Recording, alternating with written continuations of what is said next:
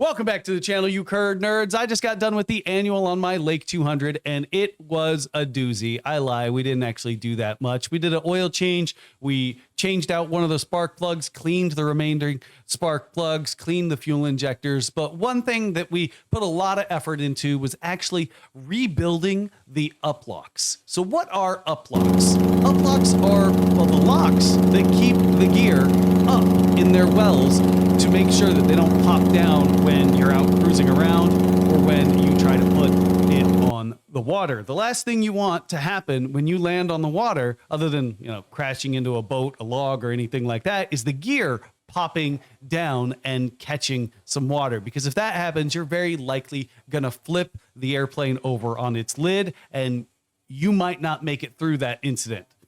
So we rebuilt the entire uplock system on both wheels, and let's get into the video and I can show you how it was done. Now, before we get into the actual maintenance, I do want to give a quick shout out to Meepo Boards. They provided me with this awesome electric skateboard, and it was the only way I could get back and forth to the airport this week, given that my wife has the car and we only have one car right now. So this thing is awesome. It's got something like 20 miles of range. They got a sale going on. So if you want one, go check out the description. Now, let's get into the actual maintenance. All right, and here we are. And I know this just looks like I'm scrolling on TikTok, but what I'm actually doing is I took pictures of the uplocks on my phone before I took anything apart. So I am referencing the pictures to make sure I get all the washers back in place, cotter pins where they belong, lock washers, lock nuts, nylock nuts, everything exactly where it belongs. And of course, you can't do that without appropriate lighting. I struggled with this flashlight a lot longer than I really wanted to. And I had to track down all the wrenches and stuff that I had used to take it apart previously. I'm not the only one that works in this hangar, so there's other people that are grabbing tools and getting all kinds of work done. So I got to go track down my tools and make sure that everything's exactly where it belongs. And this cotter pin, the little cotter pin slot, the little hole that you're supposed to stick the cotter pin in, just wasn't behaving for me. I struggled for a lot longer than I really like to admit. Why do you think the video is so sped up? There's about 157 gigs of video of me struggling with this dang cotter pin.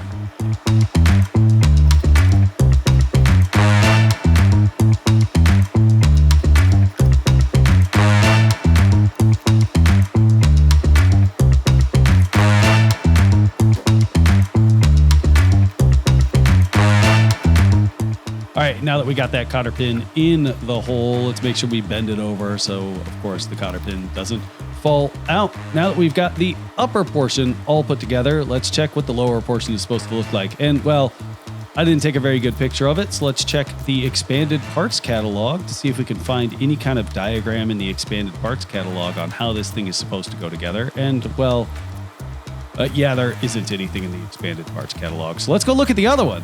That's why we only take apart one thing at a time. We make sure that we've still got one that's put together completely properly before we start trying to take apart the other one, so that we've got a good model to base our comparison off of.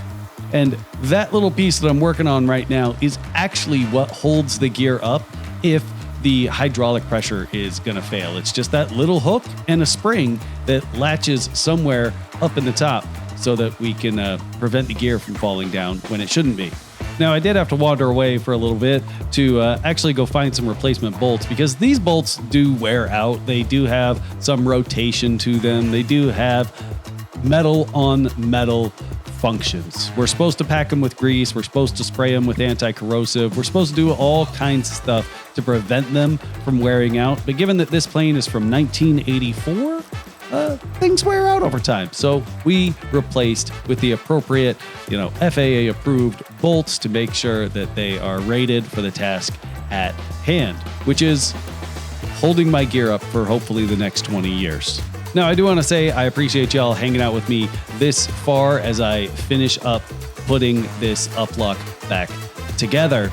Now, this airplane is fairly unique. There's only 38 of this model ever made, a total of around 1,400 to 2,000 Lake Series aircraft ever made. But this does have some fairly unique system. So let me know if you want to see anything else specific about this airplane that might be different from some other airplanes you've either worked on or flown. But as always, keep it cheesy, and thanks for watching.